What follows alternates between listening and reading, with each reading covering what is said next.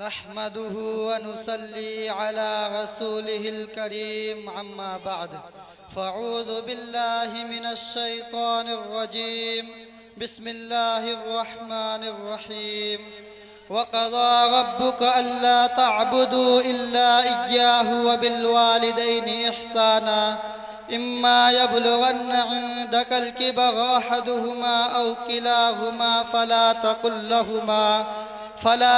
لهما أف ولا تنهرهما وقل لهما قولا كريما واخفض لهما جناح الذل من الرحمة وقل رب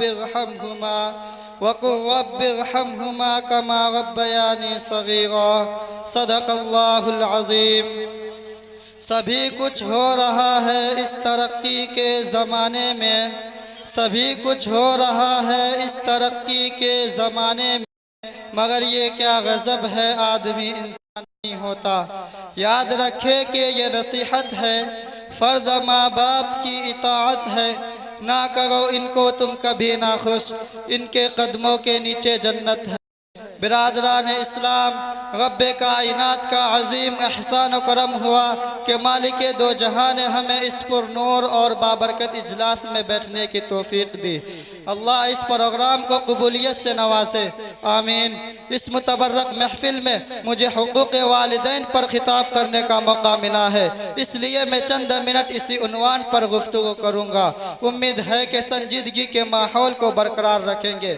حضرات گرامی، اگر آج کے اس پرفتن دور میں ہم دنیا پر طائرانہ نظر ڈالیں تو یوں محسوس ہوتا ہے ہر سمت سے اپنے اپنے حقوق کے مطالبے کی صدا سنائی دیتی ہے، ہر سمت ظلم و زیادتی کا دورہ نظر آتا ہے، ایک دوسرے کے حق کو مارتا ہوا نظر آتا ہے، ہر ایک کو دوسرے سے شکایت ہے، رعایا کو بادشاہ و حاکم سے شکایت، آقا و مالک کو غلام سے شکایت، غلام و نوکر کو آقا سے شکایت، والدین کو اولاد سے شکایت، کوئی پڑوسی کا حق ادا کرنے کے لیے تیار نہیں، اولاد والدین کا حق ادا کرنے کے لیے تیار نہیں، والدین پر ظلم و زیادتی کے پہاڑ توڑے جا رہے ہیں، ان کی عزت و احترام اور ادب کو پامال کیا جا رہا ہے، والدین کے ساتھ گھناؤنی اور ناپاک حرکتیں کی جا رہی ہے۔ ہم اس ماں پر ظلم و ستم اور زیادتی کی برسات کرتے ہیں جس ماں نے 9 ماہ اپنے پیٹ میں رکھا، جس ماں نے 2.5 سال تک دودھ پلایا، جس ماں نے بچے کی خاطر مصیبت برداشت کی، جس ماں نے بچے کی پریشانی کو اپنی پریشانی سمجھا۔ مجھے بتاؤ تو صحیح کہ کیا والدین کا حق یہی ہے کہ ان پر ظلم و زیادتی کے پہاڑ توڑے جائے؟ کیا ان کے ساتھ گھناؤنی اور ناپاک حرکتیں کی جائے؟ کیا ان کی عزت و احترام کو پامال کیا جائے؟ ہرگز نہیں، ہرگز نہیں، یہ والدین کا حق نہیں۔ یاد رکھے کہ اگر کوئی اپنے والدین کی عزت و احترام کو پامال کرتا ہے، ان پر زیادتی کرتا ہے، تو وہ اپنا ٹھکانہ جہنم بنا لے۔ میں اپنی طرف سے نہیں کہتا، حدیث شریف میں موجود ہے، حضرت امامہ رضی اللہ عنہ سے مروی ہے کہ محسن انسانیت صلی اللہ علیہ وسلم سے ایک شخص نے دریافت کیا کہ یا رسول اللہ ما حق الوالدین، والدین کا حق کیا ہے؟ سنو میرے نبی کا جواب تو سنو۔ محبوب کبریا صلی اللہ علیہ وسلم نے ارشاد فرمایا ہما جنتک و نارک، وہی تیری جنت ہے وہی تیری جہنم۔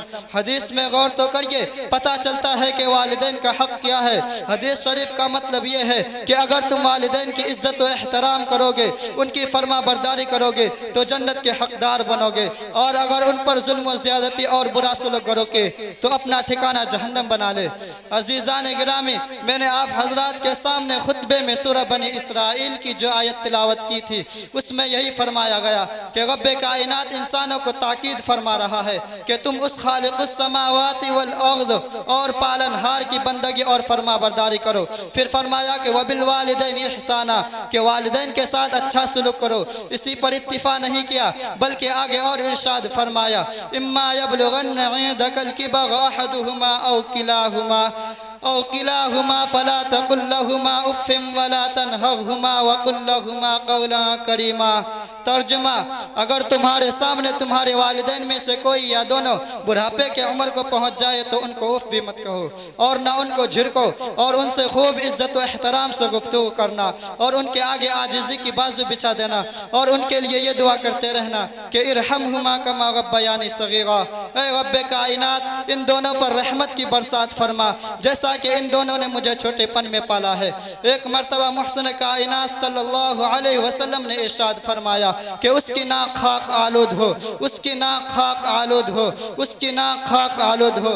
تمام صحابہ اکرام طرف اٹھے اور عرض کیا کہ یا رسول اللہ کس کی ناک خاک آلود ہو؟ تو آپ صلی اللہ علیہ وسلم نے جواب میں ارشاد فرمایا من ادرک والدیہ عندک الکبر احدہما او کلاہما ثم لم يدخل الجنہ، اس شخص کی ناک خاک آلود ہو جس نے اپنے والدین میں سے کسی ایک کو یا دونوں کو بڑھاپے کے عالم میں پایا ہو، پھر بھی ان کی خدمت کر کے اپنے آپ کو جنت کا حقدار نہ بنایا ہو۔ والدین کی خدمت کرنا فرض ہے، رب کائنات کے کلام سے ثابت ہے، محسن کائنات کے کلام سے ثابت ہے، صحابہ اکرام کے اقوال سے ثابت ہے، ائمہ مجتہدین کے اقوال سے ثابت ہے۔ برادران ملت، جس اولاد سے والدین ناراض ہے تو رب کائنات بھی ناراض رہتے ہیں۔ تو حضرت ترمذی شریف میں حوالے کے ساتھ بتاتا ہوں، ترمذی شریف جلد ثانی اٹھاؤ اور صفحہ نمبر 12 پر دیکھو تو حضرت عبداللہ بن عمرو کی ایک روایت موجود ہے۔ وہ فرماتے ہیں کہ شہنشاہ بطحہ صلی اللہ علیہ وسلم کا ارشاد گرامی ہے کہ رضا رب فی رضا الوالد و سخط رب فی سخط الوالد، اللہ کی رضامندی والد کی رضامندی میں ہے، اللہ کی ناراضگی والد کی ناراضگی میں ہے۔ اما بعد فاعوذ باللہ من الشیطان الرجیم بسم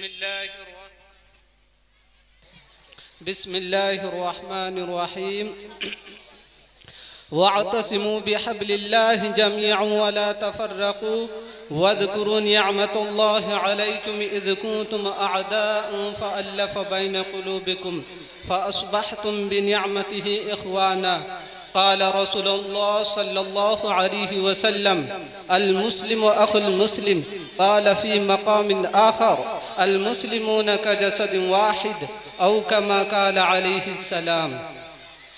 نفرت کی بات ہے نہ عداوت کی بات ہے، میری زباں پہ صرف محبت کی بات ہے۔ ظلمت میں دیوار نفرتوں کی گراؤ تو بات ہے، انسان کا شعور جگاؤ تو بات ہے۔ ظلمت میں زندگی کی محبت کے نام پر قندیل دوستی کی جلاؤ تو بات ہے۔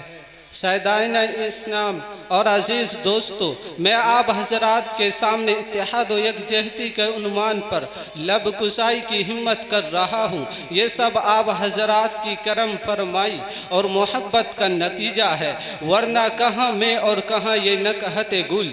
آج نفرتوں کی عداوتوں کی خلیج اور آپسی تنازعی کے ایک مہلک بیماری ہر مسلمان کے رگ رگ و ریسے ریسے میں سما چکی ہے۔ ہمارے اندر اختلافات، تنازعات اور تشاجرات نے جنم لیا ہے، جس کی بنا پر مسلمان ذلت و رسوائی کے دلدل میں پھنسا ہوا ہے۔ مسلمانوں کی مختلف جماعتوں اور تنظیموں میں آپس میں اتحاد و اتفاق نہیں۔ کوئی اپنے آپ کو سنی کہتا ہے، کوئی اپنے آپ کو شیعہ کہتا ہے، کوئی اپنے آپ کو مودودی کہتا ہے، کوئی اپنے آپ کو بریلوی کہتا ہے، کوئی اپنے آپ کو دیوبندی کہتا ہے۔ مسلمانوں کی مختلف تنظیموں نے آپسی اتحاد و اتفاق کو باقی نہیں رکھا۔ ایسا کیوں ہو رہا ہے؟ اس کی وجہ کیا ہے؟ صرف ایک بنیاد ایسی ہے جس پر مسلمانوں کی تمام تنظیمیں متحد ہو سکتی ہے۔ وہ بنیاد قرآن و احادیث ہے۔ قرآن پر شیعہ، سنی، بریلوی، مودودی، دیوبندی تمام تنظیمیں ایمان رکھتی ہیں۔ قرآن کی فریاد و للکار سننے کے لیے تمام جماعتیں اور تمام تنظیمیں ایک پلیٹ فارم پر آ سکتی ہیں، سب متحد ہو سکتے ہیں۔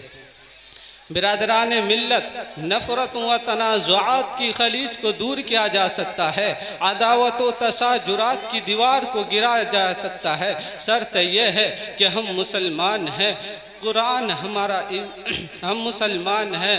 قرآن کے للکار سننے کے لیے ہم مسلمان ہیں، قرآن پر ہمارا ایمان ہے، احکام پر ہمارا ایمان ہے، ہدی رسول کا فرمان ہے جس پر سب کچھ قربان ہے۔ تو آئیے قرآن کا فرمان سنیے اور رسول کا فرمان سنیے اور اپنے زندگی سے نفرت و عداوتوں کی خلید کو دور کیجیے۔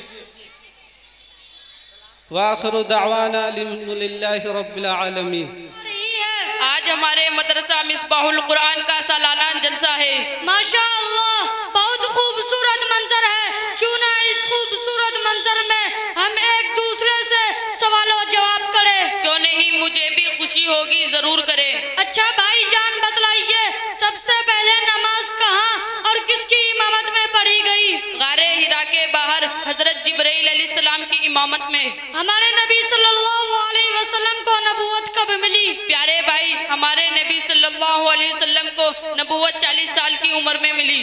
یہ بھی بتائیے کہ غار ثور مکہ سے کتنی دوری پر واقع ہے؟ غار ثور مکہ سے تقریباً 6 میل کی دوری پر واقع ہے۔ حضور صلی اللہ علیہ وسلم پر سب سے پہلی سورت کون سی نازل ہوئی؟ حضور صلی اللہ علیہ وسلم پر سب سے پہلے سورہ فاتحہ نازل ہوئی۔ حضور صلی اللہ علیہ وسلم پر کون سی کتاب نازل ہوئی؟ قرآن شریف۔ میرے پیارے بھائی یہ بھی بتائیے کہ معراج کس سن میں ہوئی؟ پیارے بھائی، 27 رجب 10 نبوی بروز دوشنبہ بوفت سب۔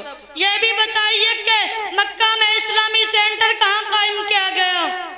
حضرت ارقم رضی اللہ عنہ کے گھر میں۔ حضور صلی اللہ علیہ وسلم نے نبوت کے بعد مکہ میں کتنے سال قیام کیا؟ پیارے بھائی، حضور صلی اللہ علیہ وسلم نے نبوت کے بعد مکہ میں 13 سال قیام کیا۔ ماشاءاللہ آپ سے مل کر بہت خوشی ہوئی۔ اب چلتے ہیں۔ السلام علیکم ورحمۃ اللہ وبرکاتہ۔ وعلیکم السلام ورحمۃ اللہ وبرکاتہ۔ ماشاءاللہ اظہار کے لیے قاری امتیاز نے انعام دیا۔